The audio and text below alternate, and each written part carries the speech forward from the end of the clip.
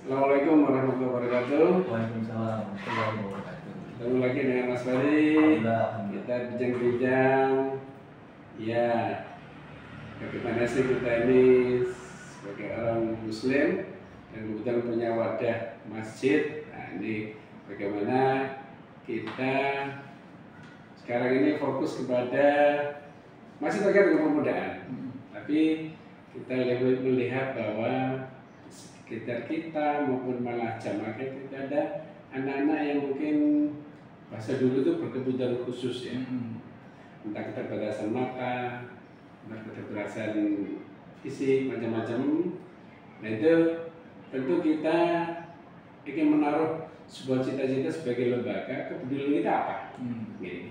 Nah mungkin Mas Ari punya pengalaman, sudut pandang, atau bahkan mungkin apa istilahnya hal yang mendasari dengan orang seperti ini. Maka bicara kita apa saja? Mas Ari. Ini cocok ini. Gitu ya. Cocok dengan profil walaupun mungkin sebelumnya kan kita tidak banyak bicara lebih jauh. Jadi bicara tadi hal yang inklusif, entah itu lingkungan yang inklusif, kita punya lembaga dan harapannya juga punya wadah yang inklusif yang mungkin nanti kemudian kita sebut sekolah inklusif. Itu memang kompleks yang ada di dalamnya gitu. Jadi justru hal yang inklusif itu berarti menampung kemajemukan harapannya. Dan ini memang harusnya menjadi kepedulian kita ya. Jadi sibuknya kita beribadah, datang ke masjid ya, tentunya ini harus bisa terimplementasi ya. Kalau setelah sholat kita salam kanan salam kiri ya, ketika kita mendapatkan saudara-saudara kita di lingkungan yang memang berkebutuhan ya, ini harusnya memang terimplementasi. Jadi bukan sekedar wadah masjid ini untuk kepentingan kita pribadi dalam beribadah. Nah, bicara pengalaman hal yang inklusif salah satu memang untuk yang anak kebutuhan khusus seperti yang dari Pak Ahmad bilang ya, anak kebutuhan khusus karena memang kendala matanya, telinganya, bicaranya, termasuk juga fisiknya gitu ya. Dan juga hal yang psikis yang kaitannya soal mentalitas. Nah, pengalamanku Pak yang tadi aku bilang cocok, adikku itu tunarungu. Masya Allah. Ya, tunarungu ya ceritanya tunarungu sejak lahir. Ya, jadi memang belum berkesempatan pernah mendengar sesuatu hingga akhirnya tunawicara karena kesulitan dalam belajar bicara. Ini sebenarnya tidak otomatis gandeng ya? Tidak otomatis. Jadi rumusannya seperti itu.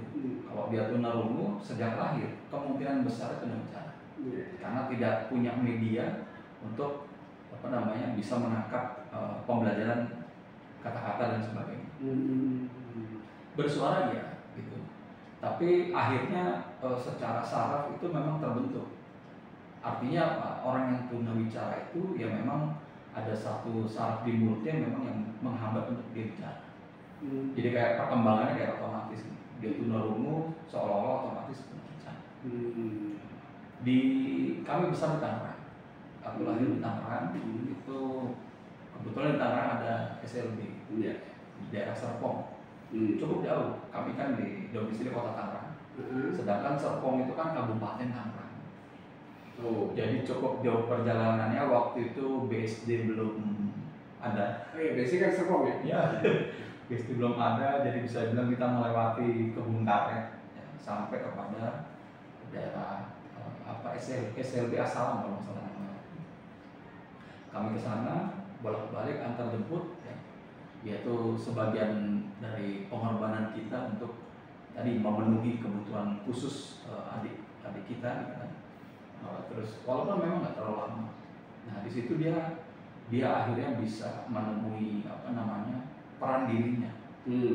Gimana caranya? Dengan media sekolah itu dia menyadari kalau dia berkebutuhan dan dia bersyukur. Setelah menyadari dia bersyukur, dia difasilitasi. Nah kira-kira kan tujuan luhur dari yang Pak Ahmad disampaikan ialah kita Masjid An-Nur ini memfasilitasi saudara-saudara kita di lingkungan ini untuk dapat memenuhi kebutuhannya. Kalau menyadari mungkin dia pasti menyadari. Tapi bagaimana caranya orang yang berkebutuhan khusus itu tidak bisa mendengar, tidak bisa bicara, mungkin juga dia tunanetra, tunadaksa. Bagaimana cara dia bersyukur? Nah ini kita yang normal seperti ini lengkap, nampaknya apa ya? Bisa dibilang sulit untuk mengajari bersyukur. Ya, kalau mengajari bersyukur ya. Tapi kita bisa lakukan media-media untuk kemudian dia akan tumbuh rasa syukur itu. Gitu. Bentar, ya, saya karena ini menyadari ya. Memang gini, dua hal yang masih mungkin dari pengalaman bisa Mas ceritakan ya. Pertama, saya khawatir orang menyadari kekurangannya, justru berhenti di situ dia. Nah, saya tertarik dari memerankan diri. Nah, memerankan diri itu menyadari dan memerankan diri. Maksudnya gini. Kalau seseorang menyadari kekurangannya, terus dia akhirnya ya sudah berhenti di situ, dia tidak pengen berperan lainnya, kan sayang. Nah, tapi untuk mengetahui ini, kan kalau menurut saya sih, tentu tetap butuh orang untuk sampai betul-betul dia menyadari kekurangannya apa, tapi pasti punya kelebihan atau arahan kemana. Benar. Jadi proses itu tidak sendiri. Mereka yang berkebutuhan khusus menyadari bisa sendiri. Tapi kalau kemudian dia bisa menemukan rasa syukur, dia bisa berperan begitu, kita perlu untuk membantunya. Artinya ya dia butuh difasilitasi. Gitu. Dan adikku ini ternyata tekun. Dari mana tahu dari tekunnya? Ada streaming. Sulam itu ya. Dengan kita belikan banyak gambar dan sebagainya, berbagai macam ukuran, ketekunan dia itu yang disalurkan melalui streaming sulam benang itu membuat dia akhirnya bersyukur. Akhirnya dia bersyukur dengan kekurangan yang ada. Dia nyaman dengan itu. Dengan kata lain, ya mohon maaf dikatakan, dia memang nggak bisa dengar. Dengan kata lain, dia tak perlu mendengar macam-macam. Yang jelas dia bisa melakukan itu.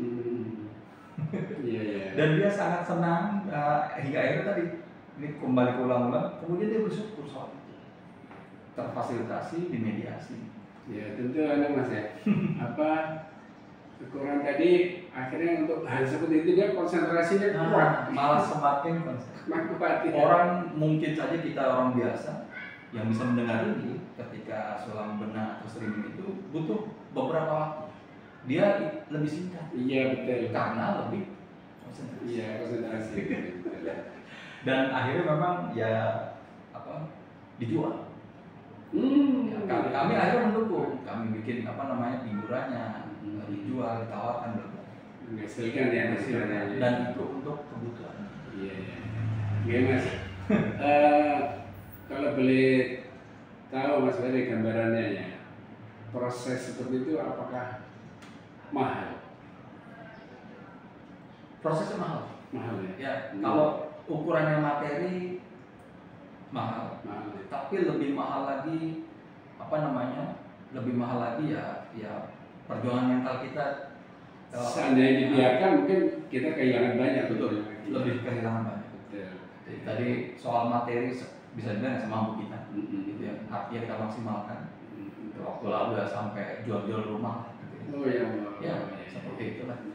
Terus ya walaupun ya tidak selesai. Tapi titik rasa syukur itu menjadi membuat kita merasa cukup. Karena memang nampaknya itu tujuannya. Bagaimana dia bersyukur. Alhamdulillah. Ya Mas.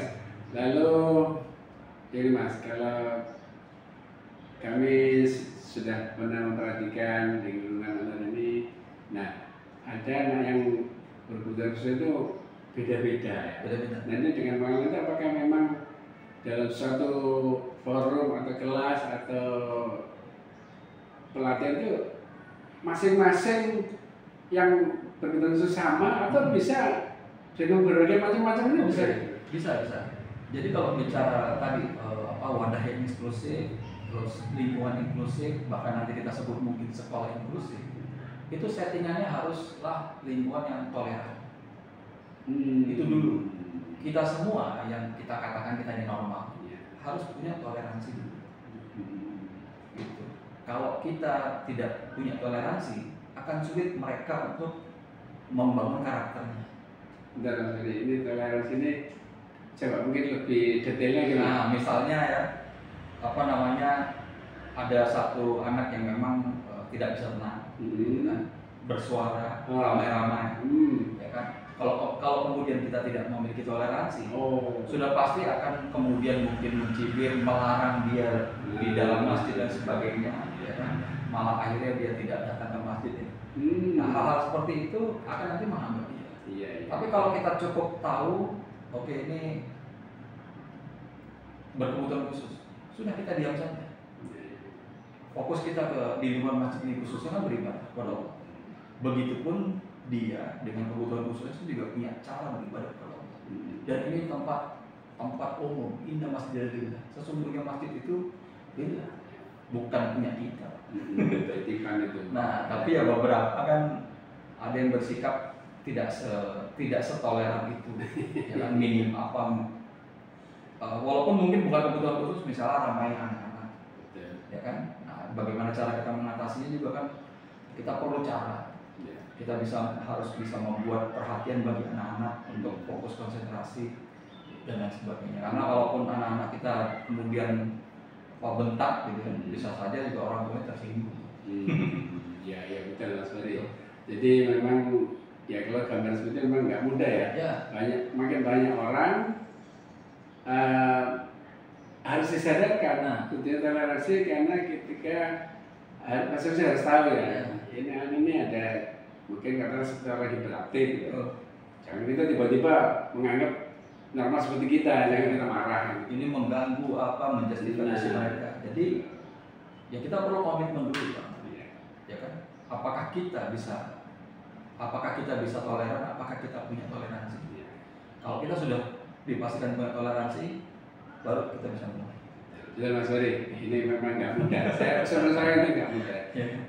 Saya pernah kemarin sore aja lah. Ya apa ya istilahnya? Masih hangat ini. Maksudnya saya sama normal. Ya, sesama normal lah. Normalnya ya. Berangkat ke masjid, yang satu nongkrong di sana. Lewat berangkat masjid itu dibilang gini, bahasanya kelihatan bagus, tapi ternyata membuat down orang. Weh, cari surga terdepan nggak? Nah sudah, orang yang istilah sebenarnya dari pengalaman deh. Kan, ini orang Islam kok sampai mengatasi saya seperti itu. Jadi pikir, akhirnya mengurungkan diri. Nah itu, jadi luar biasa. Toleransi harus memang bisa dari semua ya. Dan nyatanya memang kita semua berkebutuhan khusus. Nah iya, sebenarnya begitu. Kita pemarah aja ya, kebutuhan khusus. Mas Ferry, kembali ke awal tadi, Mas, kita mungkin secara fisik bisa memperhatikan perbedaan-perbedaan kebutuhan khusus ya. Tapi apakah memang harus dimulai dengan sebuah seperti kalau kita dulu tuh mendatangkan psikiater untuk memastikan anak ini persis sekali kebutuhan sebenarnya apa seperti itu. Itu dirasa memang perlu, ya kan? Tapi yang terutama ya konfirmasi dari orang tua. Itu. Jadi kan recordnya kan orang tuanya pegang, ya kan, pengalaman kesehariannya, ya kan, di mana ya kita nggak pernah lihat orang tuanya mengalami. Ya. Itu tadi yang kita anggap pun normal mungkin juga bagi orang tua ini tidak normal. Jadi ya konfirmasi pertama sih dari orang tua. Artinya ya memang orang tuanya juga mungkin memohon bantuan, minta diverifikasi, ya kita siap fasilitasi. Tapi itu tadi dengan latar belakang kita semua bertoleransi. Iya. Gitu. Dan Mas Ferry, baru kemudian soal psikiater dan sebagainya, itu nanti pengembangan berikutnya. Jadi memang perjalanan tentu yang paling tahu kan orang tua. Itu. Cuma Mas Ferry, saya punya pengalaman ini agak saya juga kemarin maju mundur gini. Kita di awal karena pengalaman ada teman punya kasus seperti ini, terus saya melihat ada anak seperti ini, saya kan orang tuanya. ini Pak, ini gimana gambarannya ke depan putranya ini. Ya jawabannya sederhana, wis Amadi biar aja seperti itu udah baik. Nah, baik kategori saat itu. Sekarang kita melihat ke depannya. Ini kalau tumbuh dewasa ini kayak apa? Gitu. Kita ingin apa ya? Besok hari ini lebih dari itu, ada potensi. Tapi kadang orang tua juga menyadari sebatas itu. Mungkin emosional sih kayak. Nah, memang tadi kembali ke toleransi ya orang tua, ya lingkungan, ya kita. Tentu kalau subjek anak itu tentu kita berusaha untuk tahu persis ya. Nah gimana Mas, ini tentu banyak pihak yang harus istilah toleransi tadi. Ya. Ada hak Allah bagi diri kita masing-masing, ya kan? Apa yang kita alami masing-masing itu ya seperti yang kita yakini itu ada hak Allah di situ. Makanya tadi aku sebut ada hak Allah bagi diri kita masing-masing. Termasuk ya kata-kata orang tua tadi, ya sudahlah begitu saja. Tapi yang jelas kita pastikan kita punya wadah yang bertoleransi dan siap memfasilitasi, menyambut, membantu, memaksimalkan sesuai dengan visi misi kita. Tapi kalau apa yang disampaikan orang tuanya segitu, ya kita lagi-lagi bertoleransi, gitu. Dan ini penanganannya itu tidak juga secara khusus, artinya biarkan ngeblend di lingkungan. Betul ya. Gitu. Jadi tidak dikhususkan. Private atau apa, hal private itu terjadi apabila memang sudah di level-level yang memang dianggap perlu untuk dikhususkan. Tapi kalau dalam berkegiatan ya kita bersama-sama. Jadi kita sebut sementara ini ada yang normal, ya kan? Ada yang wajar, kemudian ada yang kemudian berkebutuhan khusus. Nah inilah kita sebut inklusif. Nah wadahnya sekali lagi harus toleransi. Nah nanti kalau misalnya ada ya sebut saya yang ringan-ringan yang nggak bisa mengendalikan diri untuk berteriak apa semuanya, itu kemudian kita tangani secara khusus. Tapi berkegiatannya untuk semua. Gitu. Jadi sebenarnya saya setuju bahwasanya apa ya, kalau di zaman sekarang untuk yang normal itu kan ada sekolah alam ya. Ya, sekolah alam. Sebenarnya ini kan menyatu pada alam. Betul. Sama juga di sini harus menyatu dengan masyarakat. Hanya saja mungkin ada waktu tertentu itu dalam wujud kelas kan gitu misalnya. Itu kita akan secara teknis dan spesifik kebutuhan mereka. Tapi keseharian memang harusnya menyatu.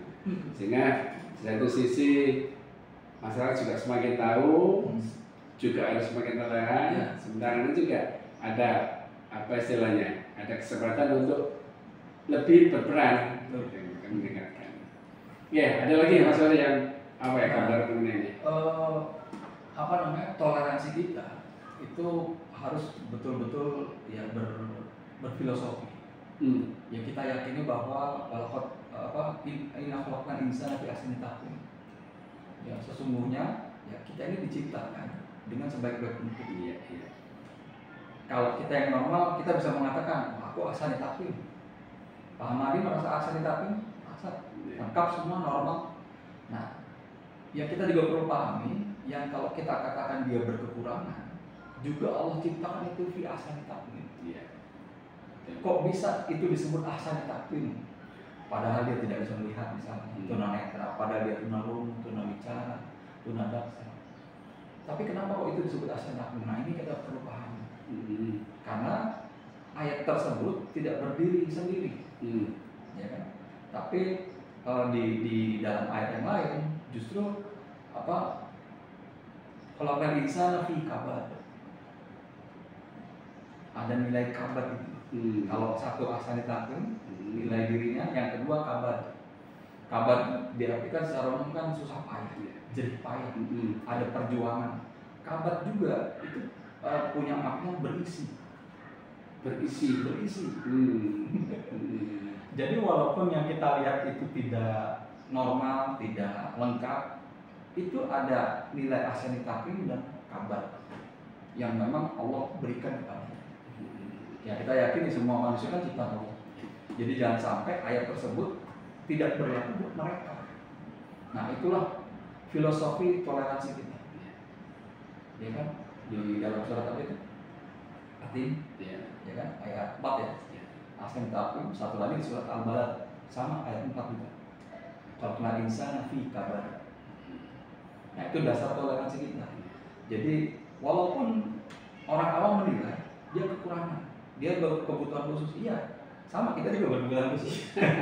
Tapi toleransi kita ada itu karena dua nilai yang Allah berikan kepada kita sesama manusia. Gitu. Jadi akhirnya kita punya semangat nanti bertoleransi, membantu, memfasilitasi, melengkapi, ya juga termasuk mengkoreksi, mengingatkan, memperingatkan. Jadi basic toleransinya kita ambil filosofi di dua ayat itu. Anu Mas Bayi, kembali kepada contoh adik tadi ya. Dalam perjalanan dia akhirnya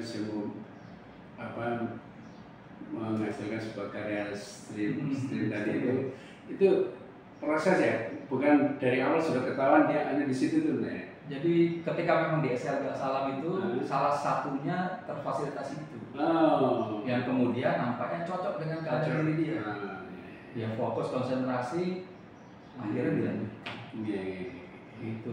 Nah itulah ya kita perlu memediasi, kita perlu mencoba banyak hal untuk lingkungan yang mana tahu itu cocok buat dia. Gitu. Iya Mas Ferry. Jadi saya gambaran kan kita kadang lihat di YouTube itu kan banyak yang orang biasa ya. Seorang ibu tidak punya tangan saja bisa meladeni balitanya ya. Biasa. Nah, saya lihat di dunia kita nih sebenarnya nggak seberapa itu, nggak seberapa. Ya, nggak seberapa. Tapi ya tetap kita butuh sebuah teamwork. Ini bicara teamwork Mas. Ini memang nggak bisa sebuah organisasi cita-cita hanya dilakukan oleh diri sendiri kan ya. Karena harus saling membackup. Nah ini Mas, memang apa ya? Menurut Mas namanya teamwork ini apa memang dari awal harus dibutuhkan satu orang yang profesional banget di bidang seperti ini? Profesional itu kita bisa pahami karena profesinya, kan gitu ya. Tadi makanya disebut. Oh ya. Kita kayaknya butuh psikiater dan sebagainya. Tapi terlepas itu, profesional itu pada hakikatnya adalah orang yang melakukan sesuatu berdasarkan nilai dan tanggung jawab. Itu kalau dalam kami pelatihan soft skill di perusahaan, itu kami menekankan itu. Jadi kalau boleh saya tangkap, dia peduli dan total di situ. Iya. Jadi profesional people who do something based on value and responsibility. Tapi kalau amatir, people who do something based on like or dislike. Kita amatir itu gitu. Amatir itu like or dislike. Nah, itu soft skillnya. Nah, walaupun nanti dalam kegiatan pekerjaannya profesional memang kaitannya dengan profesinya. Nah, sementara ini kita mengawali dengan profesional itu maksudnya kita melakukan berdasarkan nilai dan tanggung jawab. Ada nilai Allah di situ, asani takwim, kabar dalam diri kita setiap manusia yang walaupun kita dilihat dia berkurang, nampaknya kita juga kurang media. Kita ini yang normal ternyata kurang media untuk juga bersyukur. Itulah kemudian kita bisa mengembangkan tanggung jawab. Jadi saling take and give ya. Dia berkekurangan jadi media belajar kita pun bersyukur punya media belajar. Ya Mas Ferry, saya balik ke asal ya. Awal itu sempat terangan-angan seperti itu. Bagus, jadi kita tentu harus nyari teamwork itu yang memang peduli dan dia totalitas itu. Tapi dalam perkembangan memang kami sempat mundur lagi karena apa? Begitu kita mencari tahu informasi mengenai penanganan hal seperti ini ternyata wah itu mahal, fasilitas berbegini-begini nih. Saya rasa, padahal kita ini di pikiran pertama itu sebenarnya bagaimana membangun mental mereka. Itu dulu sebenarnya. Jangan sampai mereka betul-betul terabaikan masyarakat. Ada beberapa contoh sini yang dia dirinya sendiri akhirnya membentuk inklusif ke diri sendiri kan memang inklusif tapi dirinya sendiri. Kalau kita mau inklusif ya ada forumnya lalu tetap bermasyarakat kan gitu. Nah, justru itu yang disebut inklusif harusnya dia harus membawa ke masyarakat. Kalau sendiri sebenarnya bukan inklusif, tapi ABK. Berarti berkebutuhan khusus kalau dan sebenarnya nggak tepat karena kondisinya kan tidak berkebutuhan khusus. Betul. Ya apa namanya? Ya kita nampaknya perlu memang menyambut sebagai tanda itu tadi tanggung jawab kita kepada lingkungan. Ya kita punya media bagus seperti ini. Ya kita coba, memang perlu kita coba. Iya.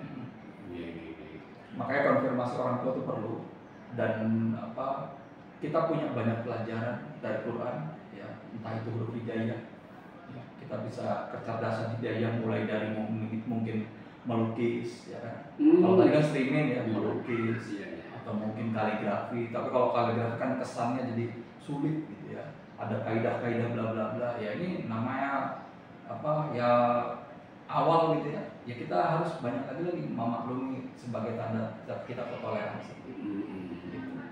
Jadi dengan media-media Quran termasuk nanti hafalan mana tahu yang mereka seperti itu hafalan kuat betul ya dia tunadaksa walaupun kita katakan ini sholat tegak sholat dia kan tunadaksa walaupun duduk bisa saja itulah tegaknya dia.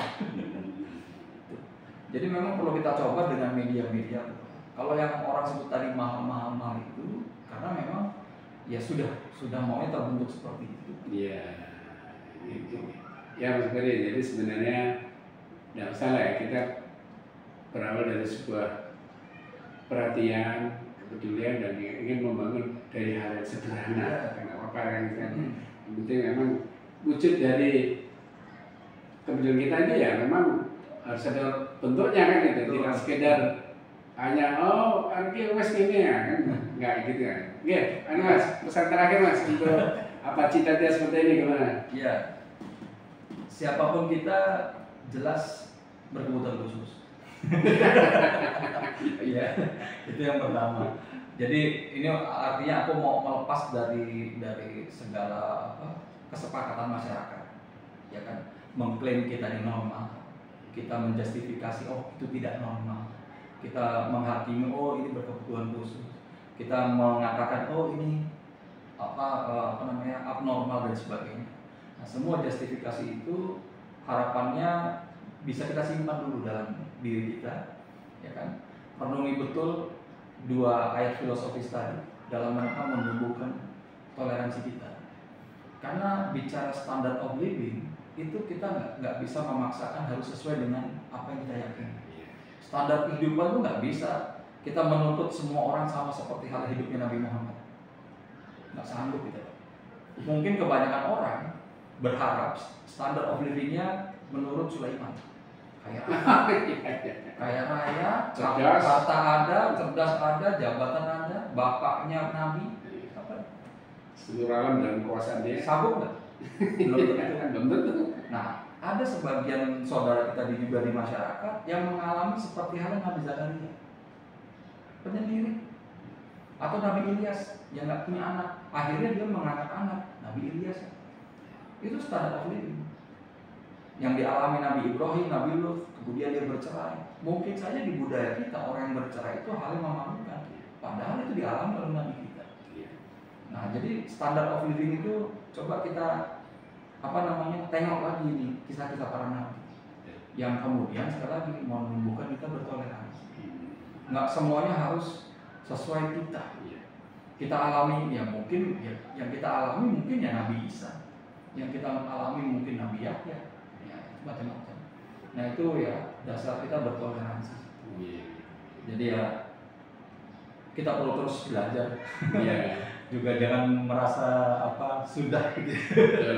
Nampaknya masih banyak yang belum kita mengerti dan pahami terkait mengenai hidup ini. Allah kasih pengetahuan apakah yang mungkin terakhir bisa aku sampaikan terkait mengenai wacana ini ya seberapa jauh kita mau mengambil tugas hidup untuk saudara-saudara kita dalam mewujudkan lingkungan atau bahkan nanti sekolah inklusif di Andung. Oke, terima kasih Mas Ferry. Memang contoh Nabi ternyata saya tahu dia lengkap ya. Ya. Dan tentu nggak ada orang yang pengen seperti Nabi Ayub. Ya. Oh, gitu. Tadi aku lupa nyebut itu. Karena ini fenomena yang kayaknya kebanyakan. Oh. Ya. Bisnis hancur, ditinggal keluarga, penyakitan, tapi tetap Nabi Allah. Iya betul. Dan kalau itu ada di tetangga kita, mungkin saja kita nggak kepikir kalau dia itu Nabi Allah. Mungkin saja kalau kita hidup di zaman Nabi Ayub, mungkin kita nggak pernah berpikir kalau dia adalah Nabi Allah. Kita selalu berpikir karena asal Allah nih. Ya Allah. Ya, kita justifikasi. Ya. Nah, itu tuh sangat sangat tidak toleransi. Dan memang nggak mudah ya toleransi Ya. memahami ini. Kisah Nabi itu menjadi cermin buat kita. Iya. Oke, baik. Terima kasih Mas Fari hadirnya, sudut pandangnya, pengalamannya, dan nanti kita akan sharing dengan teman-teman Mas Anand bagaimana cita-cita ini betul-betul bisa kita rasain meskipun dimulai dari hal yang paling sederhana. Insya Allah terbaik buat semua. Amin. Oke, demikian. Wassalamualaikum warahmatullahi wabarakatuh. Salam. Terima kasih Mas.